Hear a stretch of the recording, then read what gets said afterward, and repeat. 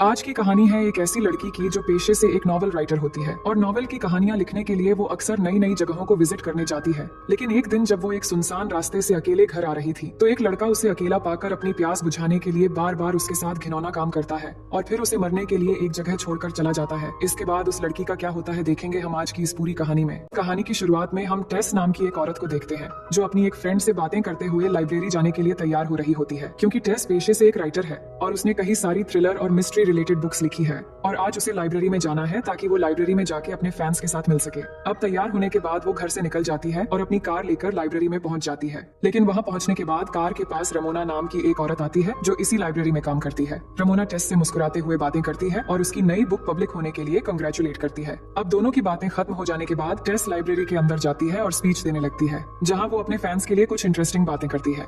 अब ये सब काम खत्म होने के बाद टेस वापस घर आने वाली होती है। उससे पहले यहाँ वो रमोना के साथ बातें करने लगती है तो रमोना बताती है कि तुम तो अब घर जा रही हो तो उसके लिए मुझे एक शॉर्टकट रास्ता पता है, अगर तुम उस रास्ते से जाओगी तो घर जल्दी पहुंच जाओगी। और वो टेस को अच्छे से बताती है कि मैं जिस रास्ते से जाने के लिए कह रही हूँ तुम उसी रास्ते से ही जाना। तो टेस के जाते समय रमोना कार के जीपीएस में लोकेशन सेट कर देती है, जिसके बाद टेस रमोना के बताए हुए शॉर्टकट रास्ते से ही घर की तरफ जाने लग जाती है, ये सोचकर कि इस रास्ते से वो घर जल्दी पहुंच जाएगी। लेकिन कुछ दूर आगे जाने के बाद रोड में पड़े कुछ लकड़ियों के ऊपर से अचानक कार गुजर जाती है जिससे एक लकड़ी टायर में फंस जाती है। तभी वो कार रोक देती है और उसे समझ नहीं आ रहा था कि क्या हो गया है।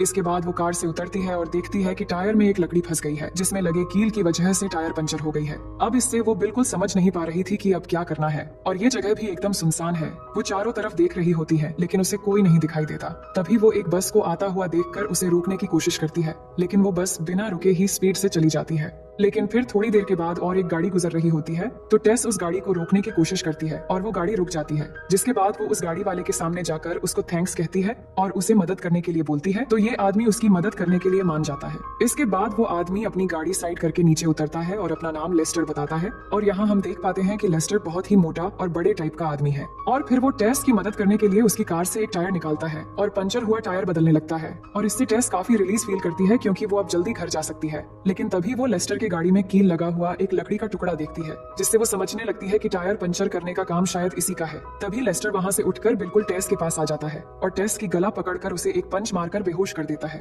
फिर अगले सीन में हम देख पाते हैं कि जब टेस की होश आती है तो वो देखती है कि लेस्टर उसके साथ बुरा काम कर रहा है जिससे उसे बहुत दर्द हो रहा था। तो वो जोर जोर से चिल्लाने लगती है और लेस्टर को हटाने की बहुत कोशिश करती है, लेकिन वो टेस को बहुत बेरहमी से मारता है और अपना काम जारी रखता है। फिर आगे हम देखते हैं कि लेस्टर अपना काम पूरा करके टेस को अधमरा हालत में उठाकर जंगल के बीच एक जगह पानी में ले जाकर फेंक देता है और यहाँ वो टेस को चेक करता है और उसे लगता है कि वो मर गई है और फिर टेस की हाथ पकड़कर घसीटते हुए ले जाकर उसे एक बड़ी सी पाइप के अंदर छोड़कर वहाँ से भाग जाता है। लेकिन उसके जाते ही हम देख पाते हैं कि टेस अभी भी जिंदा है, पर उसे बहुत ही ज्यादा चोट आने की वजह से वो ठीक से खड़ी भी नहीं हो पा रही होती है। पर इसी हालत में वो खुद को संभलते हुए आगे बढ़ने लगती है। तभी वो देख पाती है कि पाइप के अंदर पहले से ही कई सारे लड़कियों की सड़ी हुई लाशें पड़ी हुई है जिन्हें लेस्टर ने ही रेप करके मार के फेंक दिया है। लेकिन वो किसी तरह वहाँ से लड़खड़ाते हुए बाहर निकल आ जाती है और फिर किसी तरह हिम्मत करके लड़खड़ाकर चलते हुए अपनी घर की ओर जाने लग जाती है। अब रास्ते से जा रही थी तभी पीछे से एक गाड़ी आ रही होती है तो वो बुरी तरह से डर जाती है और डर के मारे साइड में एक जगह आकर छिप जाती है। फिर गाड़ी गुजर जाने के बाद थोड़ी दूर आगे जाने पर उसे एक शॉप दिखाई देता है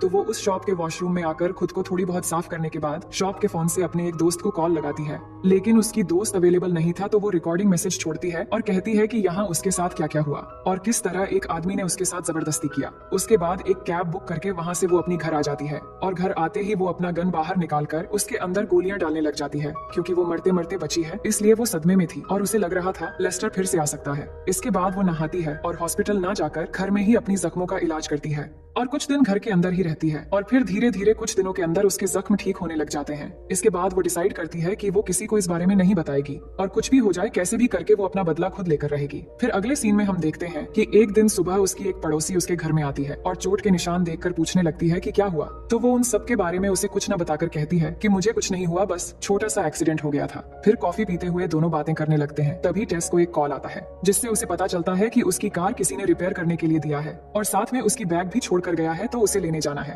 और इससे वो समझ जाती है कि लेस्टर ने ही ये होशियारी की है ताकि पुलिस को एक सुनसान जगह पर कार ना मिले और किसी पर शक भी ना हो। इसके बाद टेस अपनी कार लेने के लिए वहाँ पहुँच जाती है जहाँ पर उसे एक औरत मिलती है जो टेस को कार की चाबी और उसकी बैग देने लगती है। तभी वो औरत टेस को उसकी आईडी देखकर पहचान लेती है और कहती है कि आप तो वही हो ना जिनकी एक बुक हाल ही में बहुत फेमस हुई थी। मेरी ग्रैंडमदर को आपके लिखे बुक्स बहुत बहुत अच्छे लगते हैं। साथ ही वो टेस के फेस पर चोट के बारे में भी पूछती है। तो टेस कहती है कि ये कुछ नहीं, बस छोटा सा एक्सीडेंट हो गया था। तो वो औरत कहती है कि इसीलिए शायद आपके बॉयफ्रेंड ने कार रिपेयर करने के लिए दिया था, क्योंकि आप शायद रेस्ट कर रही थी और मैंने उन्हें देखा, वो काफी गोलू मोलू टाइप के इंसान है। तो वो कहती है कि वो मेरा बॉयफ्रेंड नहीं है, शायद मेरे बॉयफ्रेंड ने किसी के हाथों भिजवाया था। मुझे नहीं पता वो कौन था, क्या तुमने उसका नाम पता कुछ लिखा था? तो वो कहती है कि नहीं, हम सिर्फ कार रिसीव करने वालों का नाम पता लिखते हैं, और आपके बैग तो हमें उस लड़के ने दे दिया था, तो हमने आप ही को कॉल कर दिया था। अब बात करते हुए दोनों में काफी जान पहचान हो जाती है। तो वो औरत टेस को बाहर तक छोड़ने आ जाती है, जिसके बाद टेस जाने लगती है। तभी वो औरत टेस को रोकती है और उसे बुलाकर अपनी दुख उसे बताने लगती है। वो कहती है कि जब मैं 12 साल की थी तो मेरे स्टेप फादर ने मुझ पर बहुत जुल्म और बदसलूकी किया और मेरी एक आंख भी खराब कर दिया। फिर वो अपनी एक नकली आंख खोलकर टेस को दिखाती भी है। इसके बाद टेस उस औरत को हौसला देती है और फिर अपनी कार लेकर अपने घर चली आती है।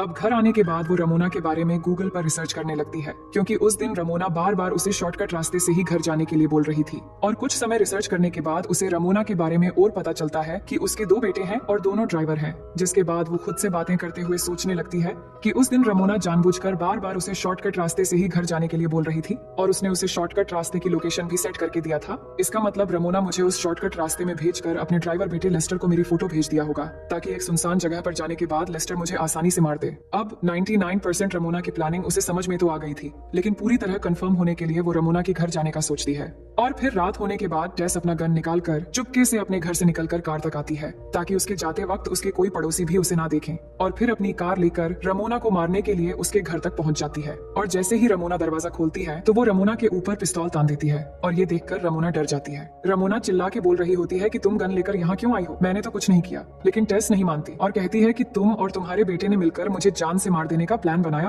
और इतना घिनौना काम किया मेरे साथ। ये कहकर वो गोली चलाने वाली होती है। तभी रमोना एक फ्लावर पॉट से टेस को मार के गन उठा लेती है और उस पर तान देती है। और इसके बाद वो कहती है कि हाँ, मैंने ही तुम्हें मारने का प्लान बनाया था और अपने बेटे को मैंने ही कहा था कि बीच रास्ते पर वो तुम्हें रेप करके खत्म कर दे, क्योंकि तुम्हारे कामयाबी पर मुझे जलन हो रही थी। ये कहकर वो गोली चलाने वाली होती है। तभी टेस एक झटके से उसके हाथ से गन फेंक देती है और एक चाकू लेकर रमोना पर अटैक कर देती है, जिससे रमोना इंजर्ड हो जाती और टेस गन उठाकर रमोना को शूट कर देती है। अब रमोना को मारने के बाद टेस उसी के घर के बाथरूम में जाकर अपने आप को साफ करती है और फिर वहाँ से निकलने लगती है। तभी वो देखती है कि रमोना के घर में उसके 2 बेटों की तस्वीर लगी हुई है, जिसमें वो लेस्टर के छोटे भाई को भी देखती है। अब सीन चेंज होती है और हम टेस को एक पेट्रोल पंप के पास देखते हैं। तभी वो लेस्टर को उसके ट्रक से उतरते हुए देखती है और उसके हाथ पर पट्टी लगा हुआ होता है। उसके बाद वो लेस्टर का पीछा करने लग जाती है और लेस्टर के पहुंचने से पहले वो अपनी कार से उसके ठिकाने पर पहुंच जाती है और गन लेकर बिल्कुल तैयार रहती है। और थोड़ी देर में एक ट्रक लेकर कोई आ रहा होता है, तो टेस को लग रहा होता है कि ये लेस्टर ही होगा। जिसके बाद वो आदमी जैसे ही ट्रक से उतरता है तो टेस सीधे जाकर उस पर गोली चला देती है। जिसके बाद टेस देखती है कि ये तो लेस्टर नहीं बल्कि उसका छोटा भाई है।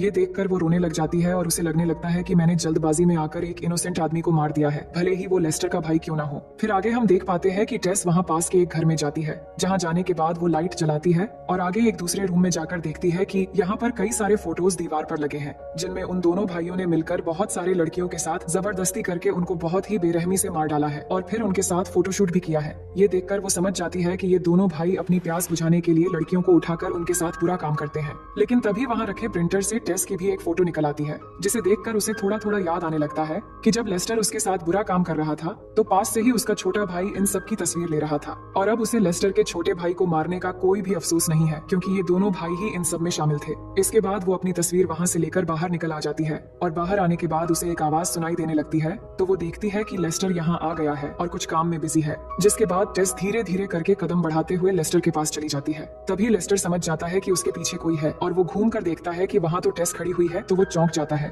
और कहता है कि मैंने तो तुम्हें मार दिया था, फिर तुम जिंदा कैसे हो गई? तभी टेस उसके जांघ पे गोली मार देती है, पर लेस्टर खड़ा हो जाता है और गुस्सा होकर टेस की तरफ आने लगता है। तभी वो फिर उसके पेट पर गोली मारती है, लेकिन इस बार भी उसे ज्यादा कुछ नहीं होता और वो फिर से खड़ा हो जाता है। फिर टेस और एक बार गोली चलाती, लेकिन गन की गोली खत्म हो जाती है और वो आगे बढ़ने लगता है। तो टेस डर के मारे भागने लगती है, लेकिन लेस्टर उसे मारने के लिए बाहर निकल पाता। तभी वो लेस्टर के सर पर कील लगा हुआ एक लकड़ी से मार देती है, जिससे लेस्टर दर्द के मारे चिल्लाने लग जाता है और दर्द से चिल्लाते हुए कील वाला लकड़ी सर से निकलता है। और इसी समय टेस अपने गन में फिर से गोली लोड कर देती है, जो देखकर लेस्टर डर के मारे जान बचाकर ट्रक के अंदर बैठकर भागने की कोशिश करता है। लेकिन 2 गोली लगने पर वो बहुत कमजोर हो गया था, इसलिए वो नीचे गिर जाता है। तो टेस गन उस पर तान देती है और इस बार वो उसके पेन ड्राइव पर गोली मार देती है और लेस्टर दर्द से जूझता हुआ आखिरकार उसकी एक दर्दनाक मौत हो जाती है और इसी तरह टेस की बदला पूरा हो जाती है। इसके बाद वो यहाँ से उसी जगह पर जाती है जहाँ पर लेस्टर ने उसके साथ बुरा काम की थी और वहाँ जाने के बाद उसे अपना एक आईडी वहाँ वहाँ पड़ा मिलता है तो वो अपना आईडी लेकर फिर से वापस अपनी घर आ जाती है।